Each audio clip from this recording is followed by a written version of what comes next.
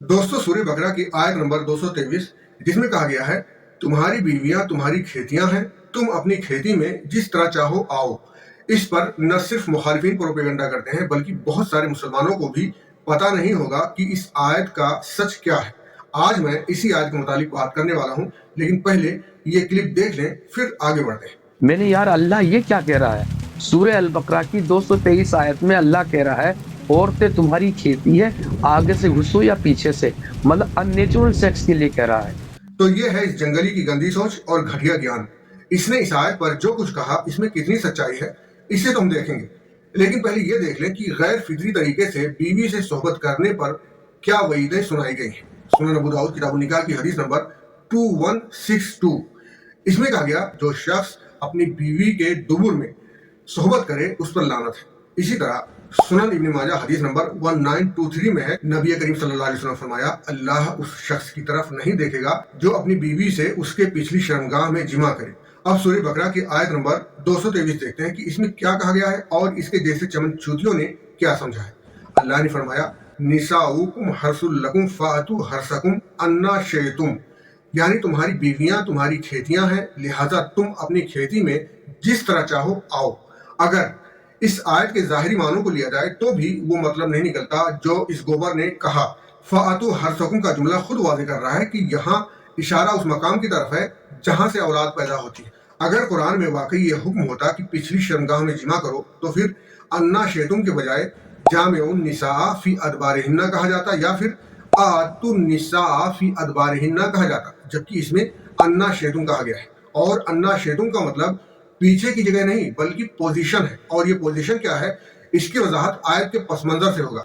पस मंजर तो मैं जरूर बताऊंगा, मगर पहले ये हदीस देख लें। सुनन इब्न माजा किताबुन निकाह की इस हदीस का नंबर है 1924। हदीस के अल्फाज हैं, इन्नल्लाह ला यस्तही मिनल हक़ सलासा मर्रातिन ला तातुन निसा फी अदबारिहिन्ना। अल्लाह के रसूल सल्लल्लाहु अलैहि वसल्लम फरमाया, अल्लाह हक बात बयान करने से नहीं शर्माता।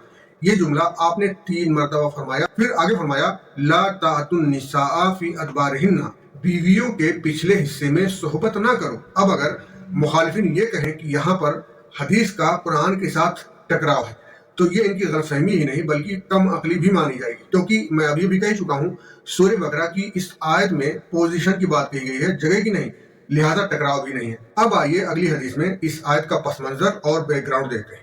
सुनन इब्न माजा किताब निकाह हदीस नंबर 1925, इसके रावी हैं जाबिर बिन अब्दुल्लाह। वो कहते हैं, यहूद कहते थे, जिसने बीवी की अगली शर्मगाह में पीछे की तरफ से जिमा किया। बहुत तवज्जो से सुने एक एक बात। जाबिर बिन अब्दुल्लाह रज़ियल्लाहु अन्हुमा कहते हैं, यहूद कहते थे, जिसने बीवी की अगली शर्मगाह में पीछे की तरफ से जिमा किया तो लड़का भीगा पैदा होगा। चुनांचे अल्लाह ने यह आयत करीमा नाज़िल फरमाई, निसाउकुम हर्सुल लकुम फाअतु हर्सकुम अन्ना शिअतुम, यानी तुम्हारी बीवियां तुम्हारी खेतियां हैं, तुम अपनी खेतियों में जिधर से चाहो आओ। इस हदीस को थोड़ा बारीकी से समझें। इसमें यहूदियों का एक वहम बताया गया है। वो समझते थे कि पीछे की तरफ से अगली शर्मगाह में सोहबत करने से बच्चा भेंगा पैदा होगा। अल्लाह ने इस वहम का रद्द करते हुए फरमाया, अन्ना शेतुम, जैसा चाहो आओ।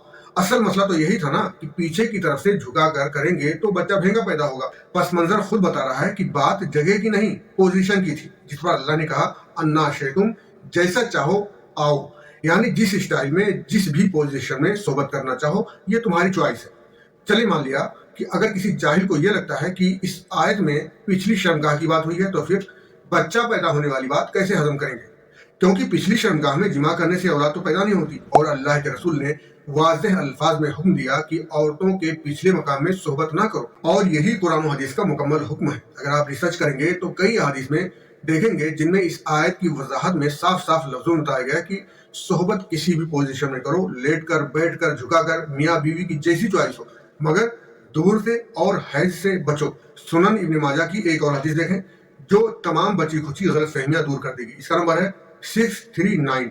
अल्लाह के रसूल सल्लल्लाहु अलैहि वसल्लम ने फरमाया, मन अता हाइजन अव इमराअतन फी दुबुरिहा औ काहिनन फसद्दकहु बिमा यक़ूलु फ़क़द कफ़रा बिमा उन्ज़िला अला मुहम्मदिन। नबी करीम सल्लल्लाहु अलैहि वसल्लम ने फरमाया, जो शख्स हाइजा बीवी से जिमा करे या बीवी के पिछले हिस्से में जिमा करे या काहिन के पास जाए और उसकी बातों की तस्दीक करे, तो उसने उन चीजों का इनकार किया जो मोहम्मद सल्लल्लाहु अलैहि वसल्लम पर उतारी गई है। इसमें अल्लाह के रसूल सल्लल्लाहु अलैहि वसल्लम ने खुद फरमाया, जिसने बीवी के पिछली शर्मगाह में जिमा किया उसने कुरान का हुक्म मानने से इनकार किया। आप खुद सोचें, इस जाहिल ने कहा आगे से घुसें पीछे से घुसें सबकी इजाजत है, जबकि अल्लाह के रसूल कह रहे हैं जिसने पीछे की जगह में सोहबत किया उसने कुरान का इनकार किया। मतलब साफ है, इस्लाम पीछे की इजाजत नहीं देता, बल्कि अल्लाह के रसूल ने लानत किया है। मलऊन मन अतम रातहु फी दुबुरिहा, जिसने अपनी बीवी के पिछली शर्मगाह में जिमा किया वो मलऊन है, लानत है उस पर। अब आप खुद फैसला करें कि आप कुरान को इसके जैसे चमन चूतियों के सड़े हुए दिमाग से समझना चाहते हैं या अल्लाह के रसूल की अहादीस मुबारका से समझना चाहते हैं।